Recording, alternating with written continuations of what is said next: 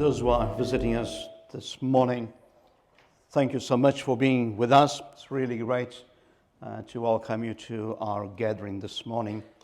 And my name is Joel, and I'm the lead pastor of the church. And I'd love to be able to just chat to you and say hello to you at the end of our morning, and to our family that meets here. Always so great to see you, so welcome. Over the last 3 Sundays, we have been doing a series on worship. The what, the who, and the how of worship. And during the series, we looked at what happens when God's people understand their needs to worship the living God. In particular, when God's people come together, as we are doing this morning, and take part in what we call this corporate worship, understanding our need to express ourselves in song, in music, maybe through some physical expressions, and in submission to God, as we are given a glimpse of His majesty and His greatness. Well, the series on worship is now behind us. If you can see those, go back to our online services, they will be there. But coming out of that, there is one topic I would like to look at this morning. You see, worship can be great, and worship is great. But what happens when worshiping is the last thing that you feel like doing? What happens when you feel that there is no reason to worship? Claire slips into the morning service 10 minutes late. She always sits at the back. She doesn't really speak to anyone, and she leaves as soon as the service is over. Her experience of church wasn't always like that. Claire and her husband had been so involved in the life of the church. But then, a while ago, Claire's husband was killed in a car crash. And exhausted by her grief, Claire finds herself retreating inwardly. It's the only way that she can handle the pain. Yet, she still comes to church. Yes, she still goes through the motions of worship. But her heart and her mind, well, they're somewhere else. She has no reason to join the joyful expressions of worship that she sees of those around her. Trevor is in charge of the computer for the evening gatherings. As always, he submerges himself in the technical side of the worship time. He feels like, as everybody else is worshiping, he feels like a pretender. He looks at his own life and he sees no reason to worship God. He has no real friends. He is not married. His job is a lousy job with no real prospects for a brighter future. And in a way, he has resigned himself to a life of loneliness.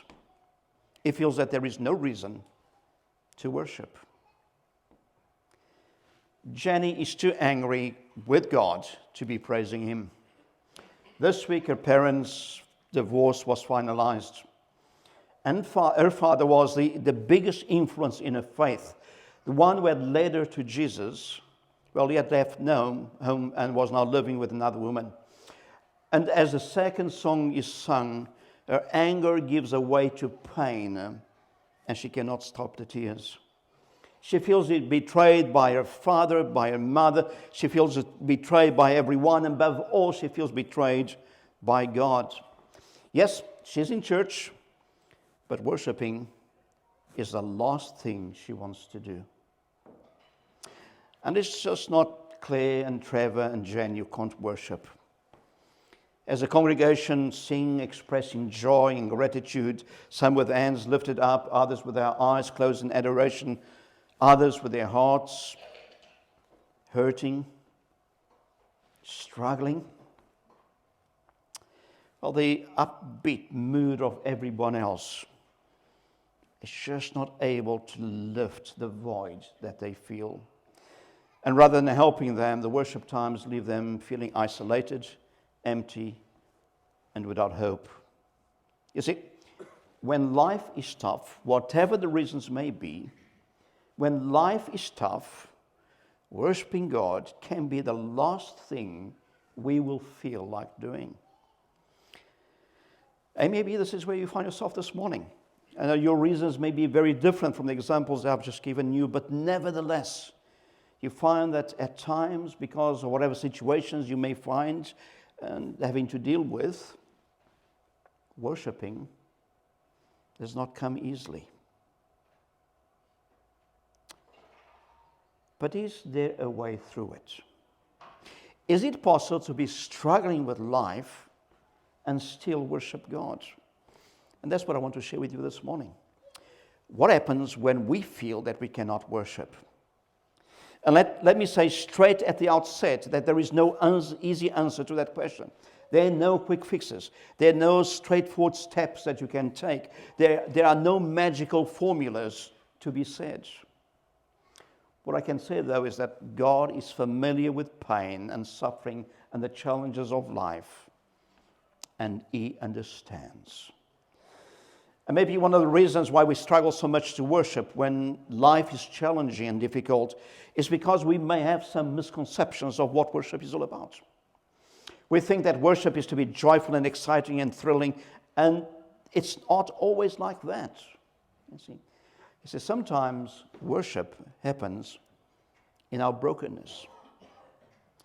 We don't have to be full of joy and excitement and exuberance to be able to worship.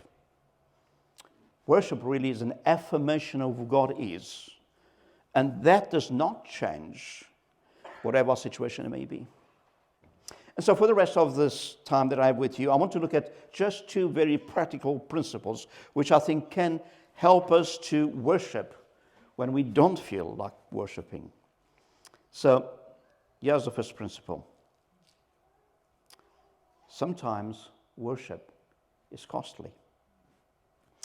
In Genesis 22, we find an example of costly worship. God tells Abraham to go to Mount Moriah to build an altar to worship him there. Let me read the rest of the account. Genesis 22.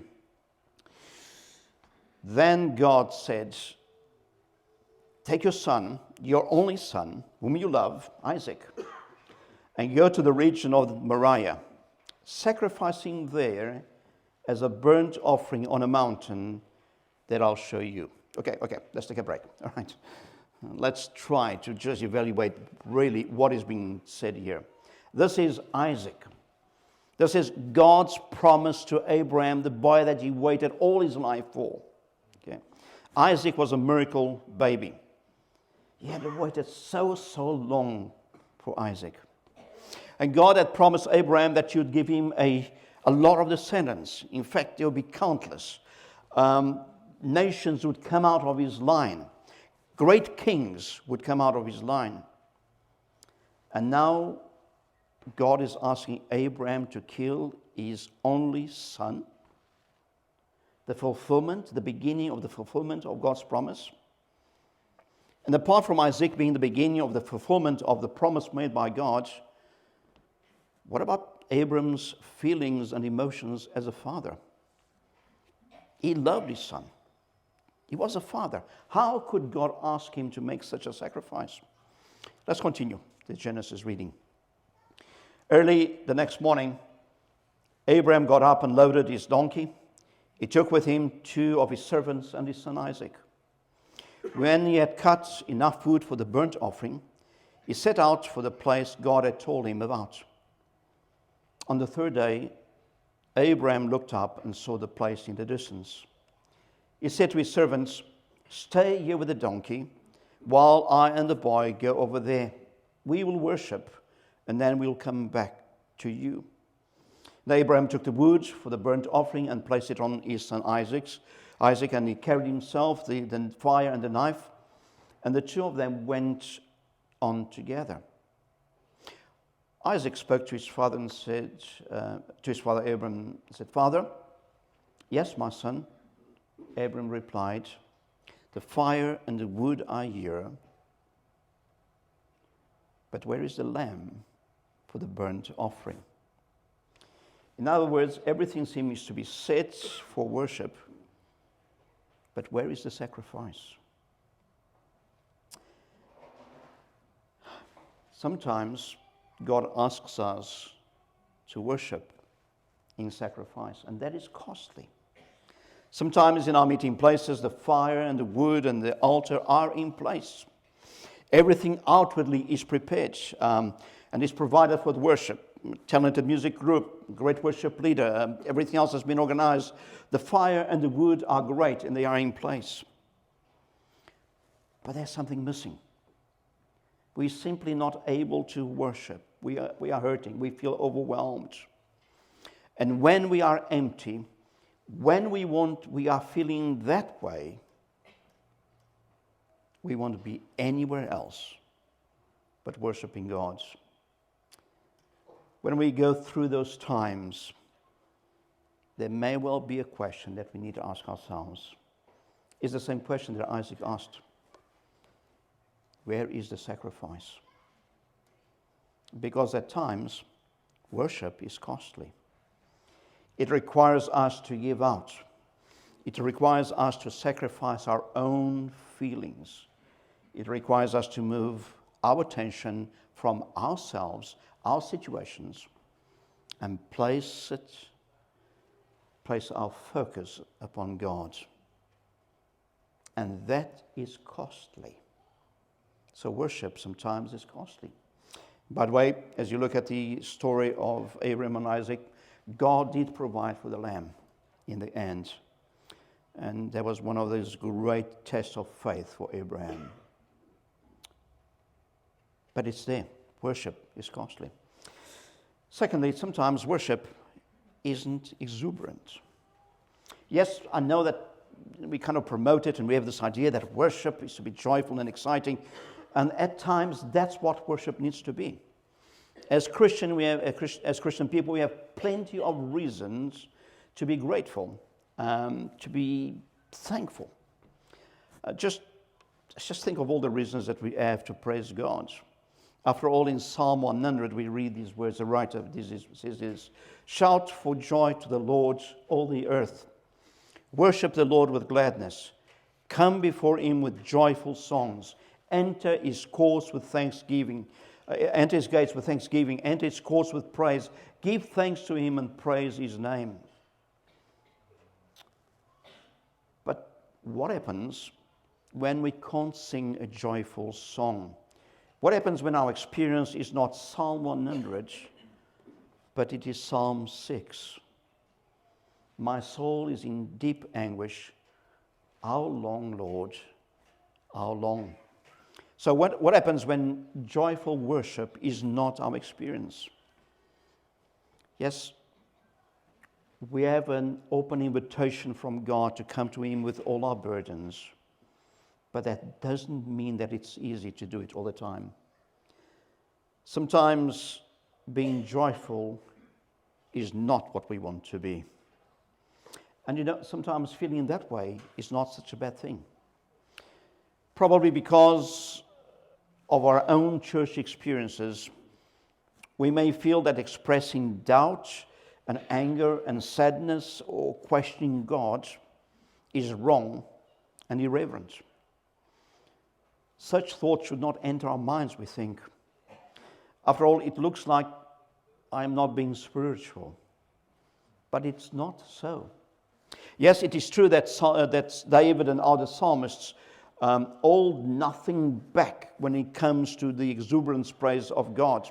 Read some of the Psalms, and you can describe them only as one massive, huge party time session. But at times, David and the other psalmists did not hold back either in voicing their venting and their doubts, their anger, and their frustration towards God. They certainly did. And you know what? Both expressions are appropriate and reverent. Yes, what you feel may not be what you could describe as joyful worship. But that doesn't mean to say that it's not worship. Being real with God, even when what we feel is raw and unfiltered, is not an act of disrespect or distrust in God.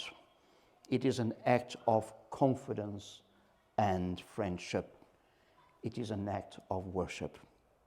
And if the book of Psalms tells us anything, is that God hears the vulnerable worship of his people, even if it's not exuberant.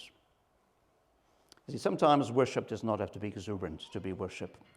Sometimes it is costly. Okay.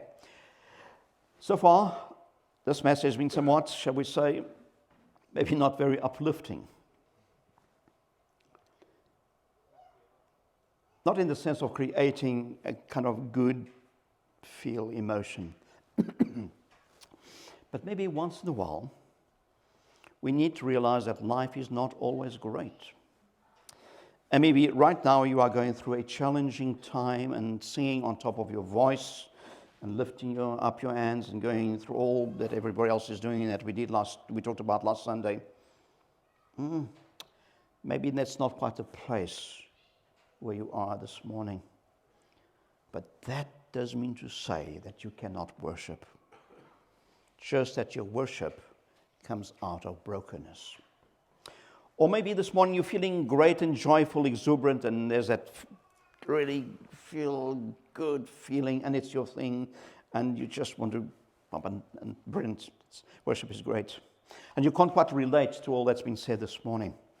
But as we all know, we all face life at times which is challenging, difficult. And when that happens, then we begin to question our worship. And so we kind of need to know that maybe today I'm great, but maybe next week I'll not be so great. And yet God is still calling me to worship him. Or maybe you're sitting in this auditorium this morning, or you're watching online, and you are considering this whole thing of the Christian faith. You're kind of on a spiritual journey, but you're not quite 100% certain where you stand. You're not 100% of all that's been said this morning. You don't even know where this whole thing, worship, fits and what it's all about and so on. All I can say is continue searching and look at what God is wanting to give to you. Okay? One thing I can tell you, though, is that being a believer does not mean that you have a life free of problems and challenges. Jesus himself said, in this life you will have trouble. But he also said, I'm telling you this, so that you may know that in me you have peace. We should not be afraid of bringing pain before God in our worship. See, sometimes something powerful happens when we invite God into our situations. His presence and his transforming power are able to breathe new life through the brokenness that we offer him. This has been the experience of God's people throughout the ages. Worship is not always a feel-good experience. Sometimes worship is costly and is less than exuberant, but it is still worship. Once in a while here at EBC, we sing the words of a song written by Philip Hanna. In fact, we're going to sing those words just now. Talking about this song, the writer Philip Hanna describes how in 2020, it felt as if her life was falling apart. Professionally and privately, and even spiritually, she found herself without real direction, without real purpose, facing really a number of challenging, difficult decisions and struggles. And in the middle of those struggles, she wrote these words.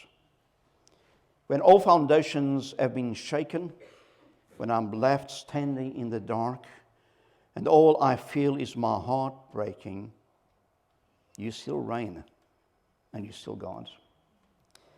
And when it feels that the whole hope has faded, and the heavy questions hits our hearts, and though my soul feels forsaken, you still reign, and you are still God.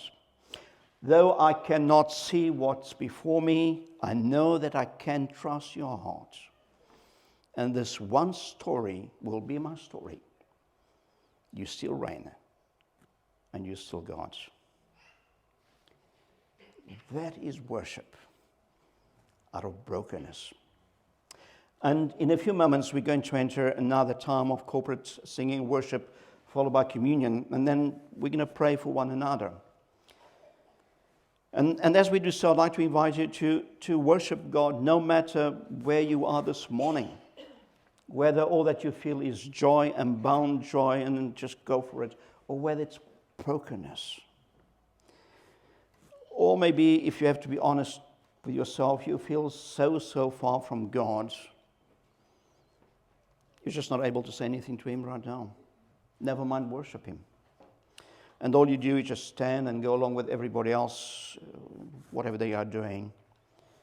And if that's where you find yourself this morning, then let your honesty be your worship this morning. Let me close by sharing something which is a little bit personal. I really struggled to prepare for this Sunday. Boy, did I struggle. I really did.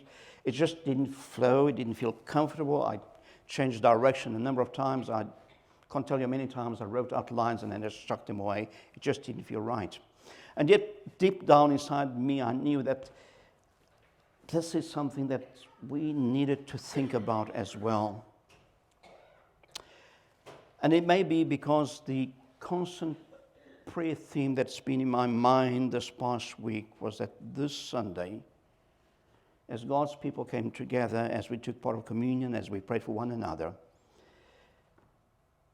that just like Isaiah in chapter 6, what we looked at a couple of Sundays ago, just as Isaiah saw the Lord high and lifted in the temple, that this morning in this room, we'd also experience the power of God among us. That in our singing, in our praise, in our support of one another, we too will see God high and exalted as His people come to Him to offer Him worship, either from a place of joy or brokenness, or even from a cold heart. And so my prayer throughout this week has been that this morning we would see God, the Lord, high and exalted, that His presence, that His power would be felt in this place.